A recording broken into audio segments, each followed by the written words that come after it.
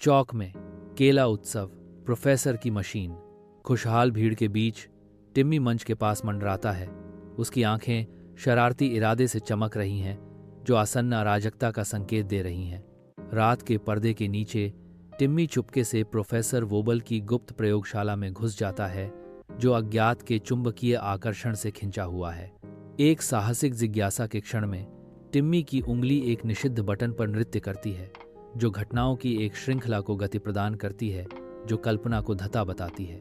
Machine के भीतर एक अकेला केला एक विचित्र कायापलट से गुजरता है, जो अलौकिक ध्वनियों की सिम्फनी के बीच आकार में फूलता है।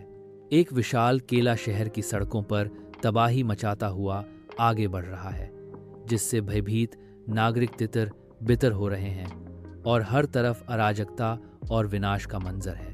एक निष्फल प्रयास में टिम्मी और प्रोफेसर वोबल विशाल केले का सामना करते हैं। उनके प्रयास इसकी अजेय प्रगति से बौने हो जाते हैं। राक्षसी केला मेयर बटरबीन के कार्यालय पर अपनी निगाहें जमाता है। उसका विनाश का मार्ग अडिग है। एक नाटकीय सत्ता परिवर्तन में केला ने साहसपूर्वक मेयर बटरबीन के कार्यालय पर आक्रमण किया और दुस्साहसपूर्ण अवज्ञा के कार्य में उनकी कुर्सी पर कब्जा कर लिया। हालांकि शुरू में क्रोध से भस्म हो जाने के बाद मेयर बटरबीन मान जाती हैं। उनकी नाराजगी धीरे धीरे एक चौंकाने वाले क्षण में पिघल जाती है। एक गहरे परिवर्तन के क्षण में मेयर बटरबीन ने घोषणा की, केला अब डिप्टी मेयर है।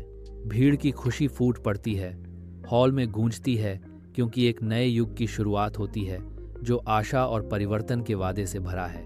कस्बे के चौक के हृदय में एक विचित्र अनुष्ठान सामने आता है, क्योंकि शहरवासी एक केले को सुनहरे मुकुट से सजाते हैं। टिमी कसम खाता है, मैं वादा करता हूं कि मैं फिर कभी कुछ नहीं छूऊंगा, लेकिन हवा अविश्वास से भरी हुई है। कथन फुसफुसाता है, लेकिन हर कोई जानता है कि यह वादा लंबे समय तक नहीं टिकेगा। टिम्मी की ईमानदारी पर संदेह की छाया डालता है।